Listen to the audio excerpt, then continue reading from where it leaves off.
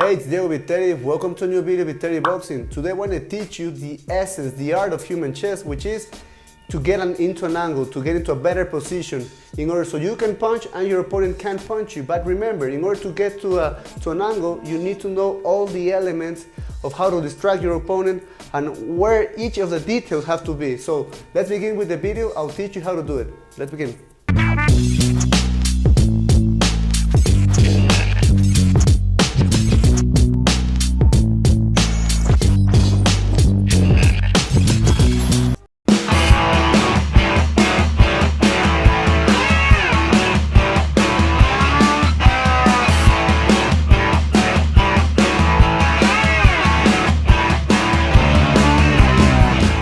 When we talk about angles, we talk about finding the T. What does it mean to find the T? The T is basically finding a 90-degree angle. When we talk about the angle, the best angle you can get in boxing or in fighting is a 90-degree angle, and this is basically the T. You can use your pool noodles just to see the position where you landed. This is the T, and why? Why do I want to, or why should you want to find this T or this 90-degree angle? Because in here, you can punch your opponent and it's impossible for him to punch you. You're completely out of his reach. In this position, when you find the T, you have to make sure that you're always going outside of his lead leg, okay? This is the most important thing. You go outside of his lead leg and you're always looking for his back. That's a principle even in war. In war, they try to look for a surprise attack going from behind. Even in UFC, if you look UFC fighters, they always look to get to their back and to punch opponents with their back. You know, Khabib Nurmagomedov, he always looks for their back to punch them. So basically, this is the best way, because once they are in your back, they can't do anything about it. What happens if I go to find an angle to his rear leg? If I go to his rear leg and I find an angle, I'm not in his back. He can only turn and he's pivoting and he's in front of me again. So I'm not finding anything. I don't have an advantageous position. So basically, I'm not doing anything. So always look for outside the lead leg and you will find a 90-degree angle, the best position where you can punch and he can punch you. Okay, now you should be able to understand what is a closed stance and an open stance if you follow me in other videos. But if you don't know, it's really basic. A closed stance means whenever you are in the same stance as your opponent, you're orthodox versus orthodox, and this is the most common, or southpaw versus southpaw. Orthodox versus orthodox is the most common way of fighting because 90% of people are orthodox. Yeah, the first thing you need to understand in order to get into an angle is the formula, that I have a formula, which is first you have to distract your opponent, second you have to close the gap, and after that you can get to an angle. Why? If I'm far away from my opponent, I'm here, I'm far away from him, and I'm looking for an angle and I'm far away, I don't have anything. So I have to be really close to him in order to find an angle. Next, if I only try to find an angle and I don't do any distraction, it's really easy for him to follow me to neutralize my angle.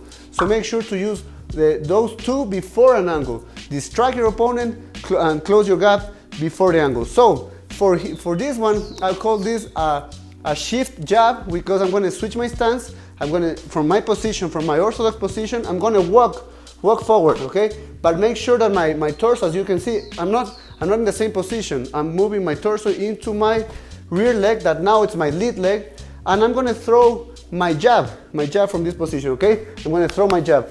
From here, the most important thing I have to do is I have to pivot, I have to turn, but always using your hips. So use my hips and I'll turn, and I have to make sure that whenever I land with balance. I land with my good stance so I can punch my opponent.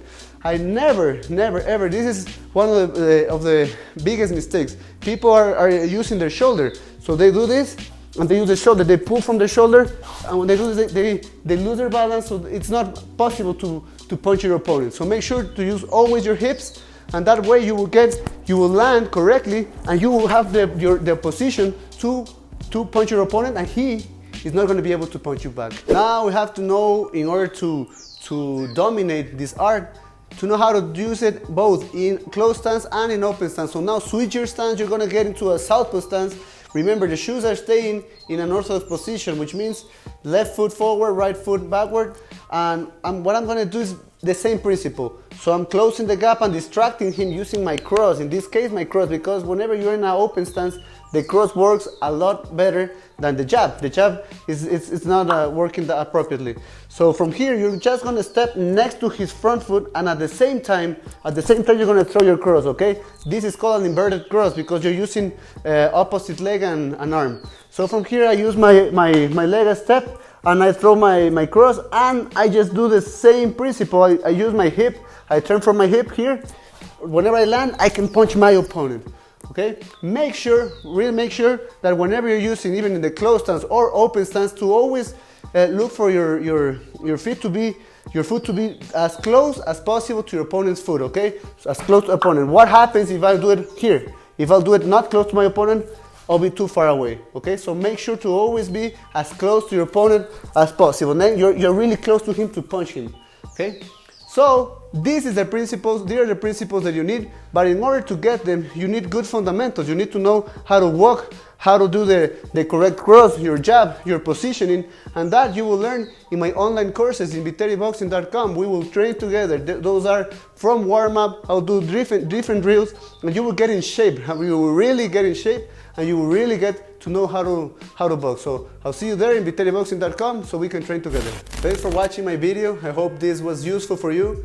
This technique is going to help you a lot in order so you can get into an angle, of course, and you're not getting punched. And this is the art of human chess, always looking for a better position, always being a step ahead from your opponent. If you want to train at home, you can use your cell phone. You can put your cell phone to see how you're doing each of the details whenever you're training, and this will help you also to train your eye.